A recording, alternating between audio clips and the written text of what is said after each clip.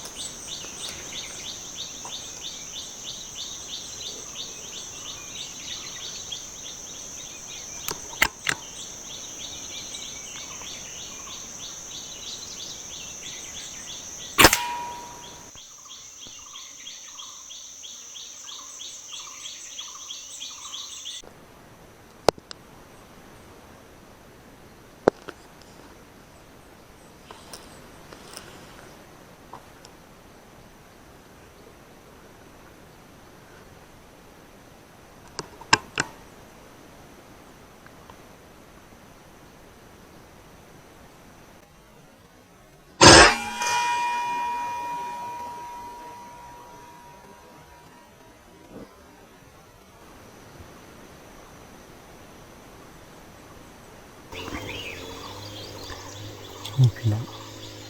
ก็มันก็บ่เข้าเลยเนาะบ่เข้าบ่มาแล้วก็ไปเก็บเด้อพี่น้องเขาก็ไปเก็บแล้วก็สิออกไปเด้อพี่น้องทุกคนเลยไปเก็บก่อน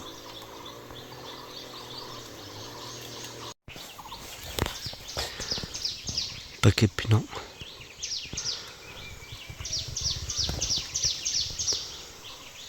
ยิงไป3 นัดเนาะพี่น้องเนาะก็ง่ายตัวนึงกับกระเล่นน้อยตัวนึงแล้วก็อีกนกตัวนึงเนาะก็น่ายันเขายิงที่จุดนี้เนาะแล้วมันก็กระโดดไปตายจุดนี้พี่น้องจุดดำนี่ก็กระเล่นน้อยเขาก็ยิงที่ถึงเนี่ยมันก็ตกลงมาแถวนี้เนาะ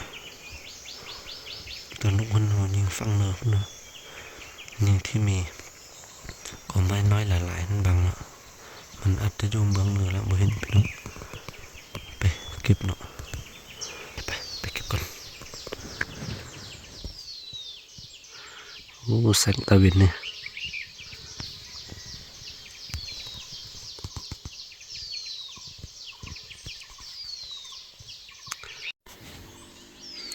เป้าหมายนี้ก็บ่ไกลพี่น้อง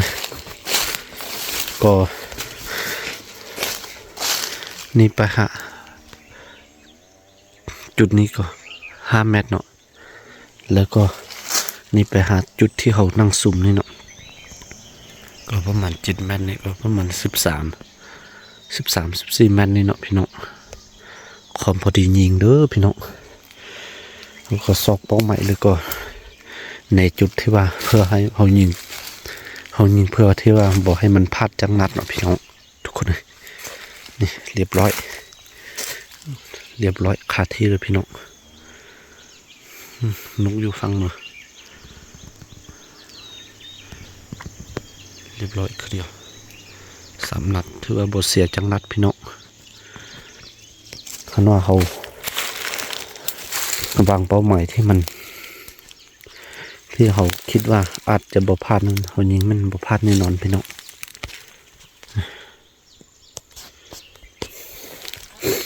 เก็บก่อนพี่น้องเป้าหมายนี่สุดยอดอีหลีพี่น้องเอ้ยสุดยอดอีหลี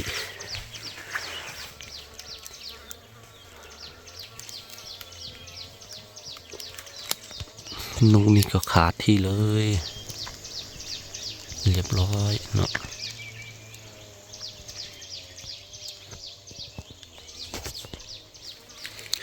เก็บไว้ก่อนเลยค่อยออกไปเนาะพี่น้อง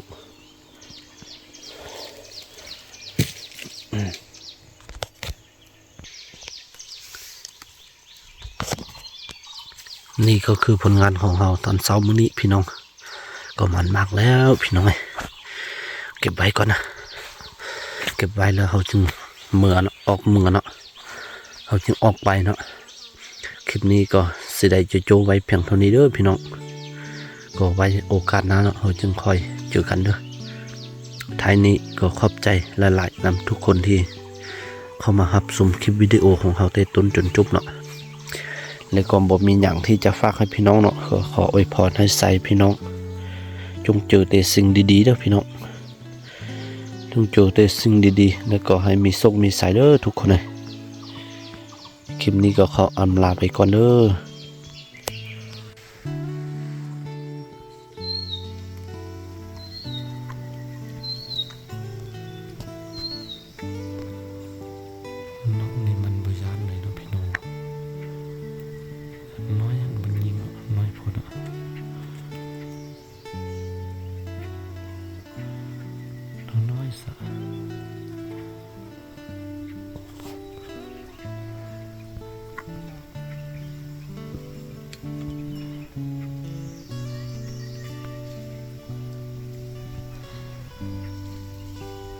จัดการมันเรียบร้อยแล้วจัดการนะ